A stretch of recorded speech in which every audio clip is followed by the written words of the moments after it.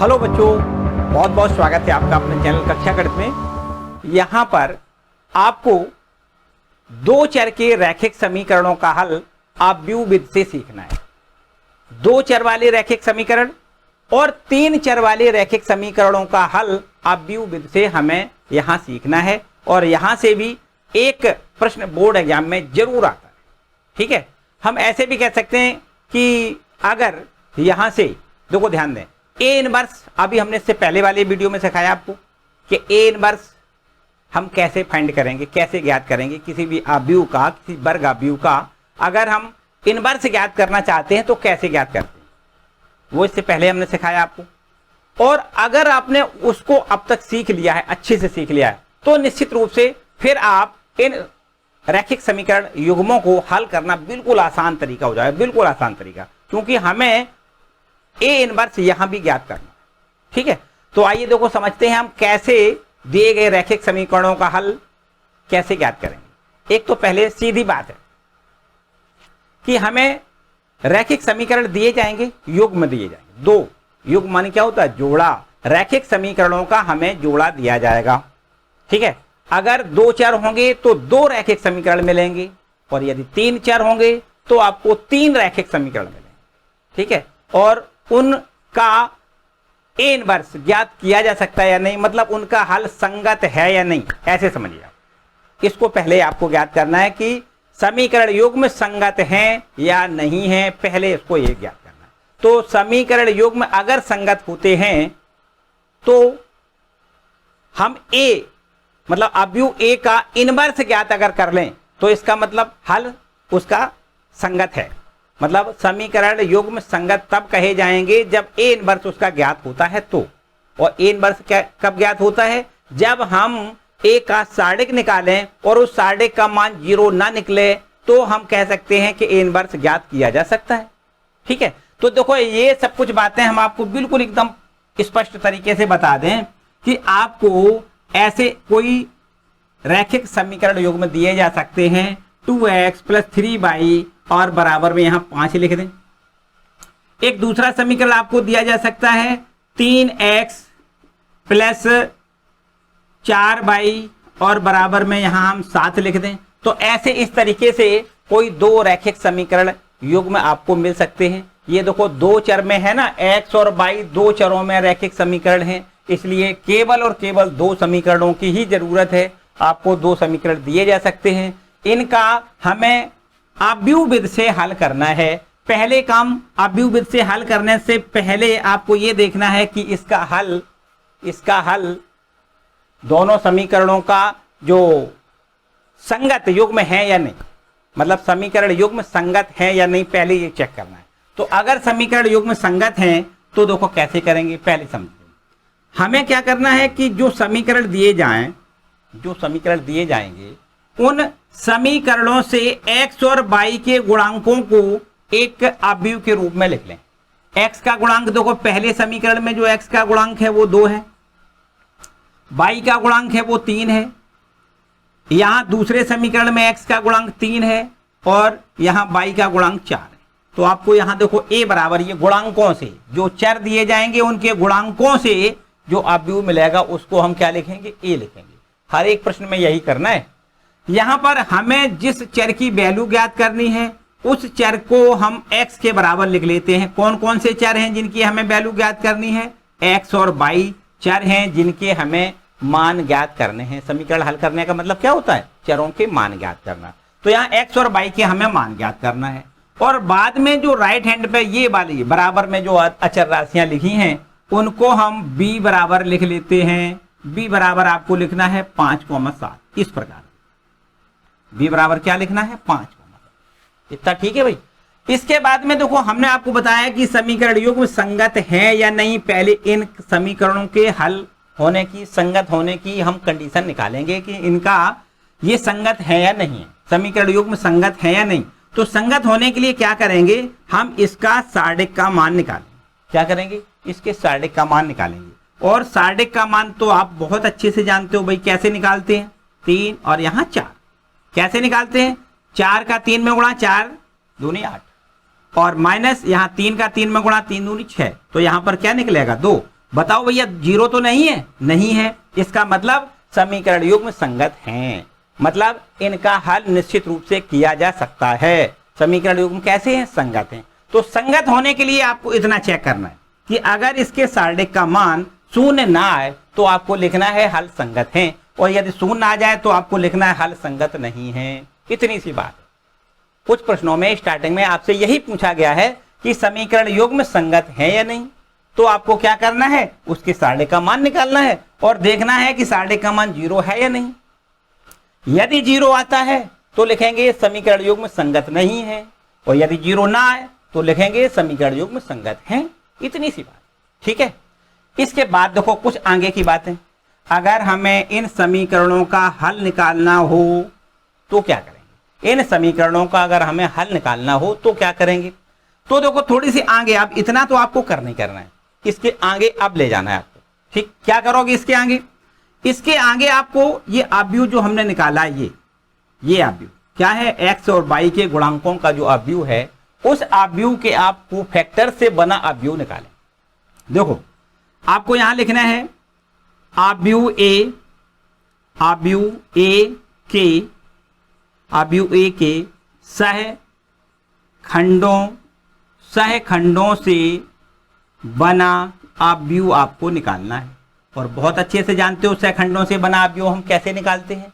सहखंडों से बना आव्यूह अगर हमें निकालना है और हम मान लेते हैं कि सहखंडों से बना आव्यूह बी है, इस बी की वैल्यू हमें निकालनी है, तो बी बराबर हम कैसे निकालते हैं। देखो ध्यान दें, हमने आपको इससे पहले वाले वीडियो में भी बताया है कि अगर आप A11 अलग निकालें, A12 निकालें, A21 निकालें और A22 निकालें तो थोड़ा सा बड़ा पड़ जाएगा, ठीक है। और यदि ऐसा ना करें तो आपके लिए एक शॉर्ट हमने प्रोसेस बताई कि आप इनके सहखंडों से बना जो आव्यूह है वो कैसे निकालेंगे। इस प्रकार से निकालें कि आप यहां पर देखो इस प्रकार से एक पहले सार्डिक बनाएं, ये कौन सा सार्डिक है, A11, और यहां पर A12 वाला ये है, A21 वाला ये है और A22 वाला ये है।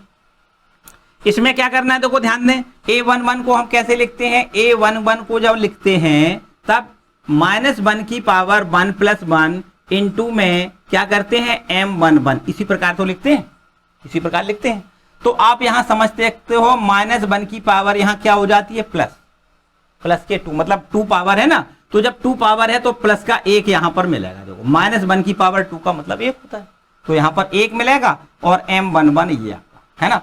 कुल मिला के हम ये कहना चाह रहे हैं कि यहाँ पर प्लस आता है तो आपको देखो यहाँ पर प्लस रखना है, और प्लस रखने की जरूरत नहीं, क्योंकि अगर ना लिखा हो प्लस तो प्लस माना ही जाता है।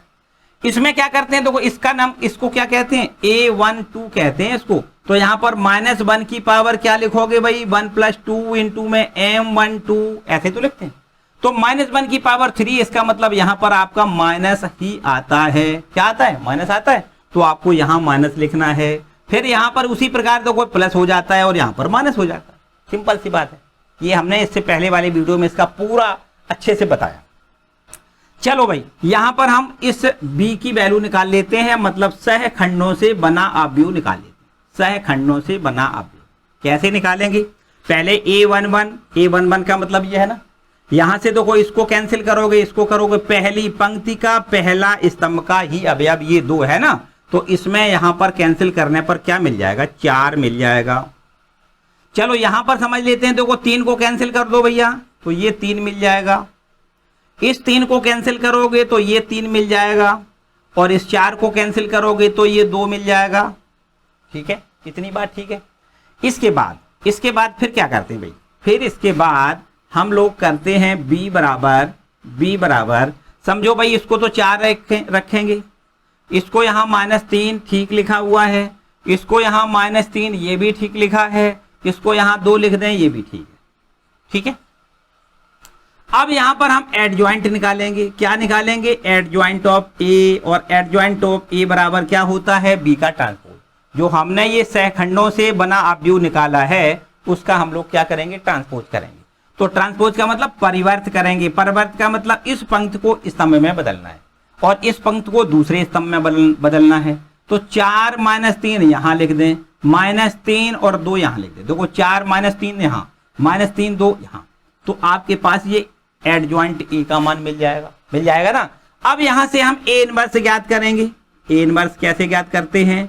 ए इनवर्स ज्ञात करने के लिए हमने आपको फॉर्मूला बताया कि एडजॉइंट ए में हम ए के सार्डिक का भाग कर देते हैं।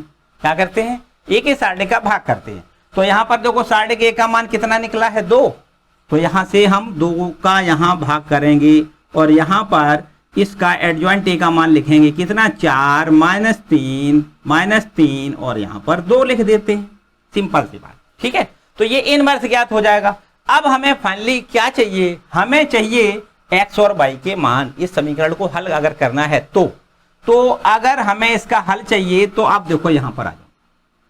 हम क्या करेंगे? x बराबर a इनवर्स b, इसको याद रखिएगा।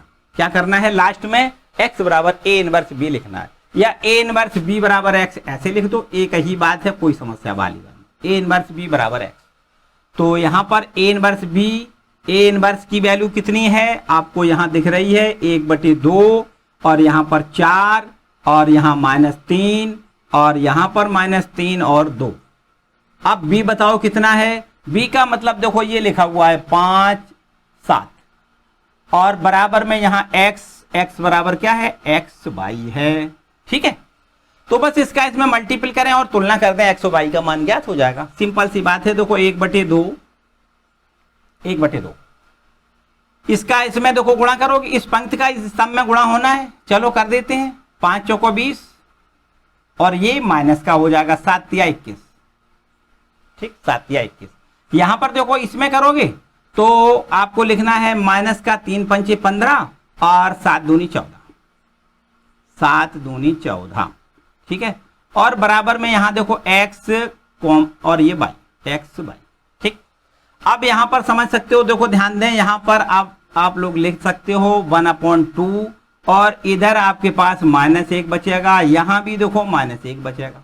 20 में से 21 घटेगा -1, यहां माइनस का 15 में से 14 चला जाएगा तो माइनस का 1 यहां भी बचेगा। बराबर में ये x और यहां पर y, ठीक। यहां पर 2 का भाग अगर दोनों में कर दें तो 2 का भाग करने से देखो क्या मिल जाएगा? 2 का भाग करने से आपको मिल जाएगा ये -1/2, यहां भी मिल जाएगा -1/2 और बराबर में इधर लिख देते हैं x और y।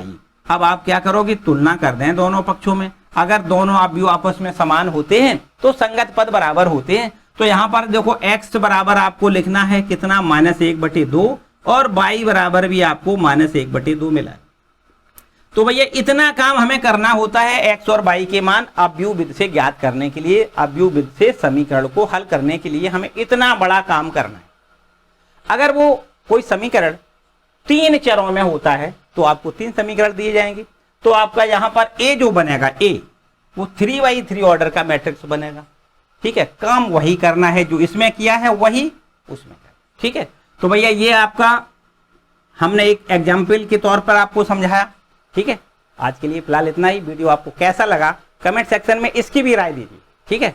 और अगर आपको अच्छा लगा है भैया वीडियो को लाइक जरूर कर दें और चैनल पर नए आए तो चैनल को सब्सक्राइब कर लें, बेल आइकन दबा दें जिससे आने वाले वीडियो का नोटिफिकेशन आपको पहले से पहले मिलता रहे। और साथ ही साथ इस वीडियो को अपने दोस्तों के साथ भी शेयर करते हैं। मिलते हैं अगले वीडियो।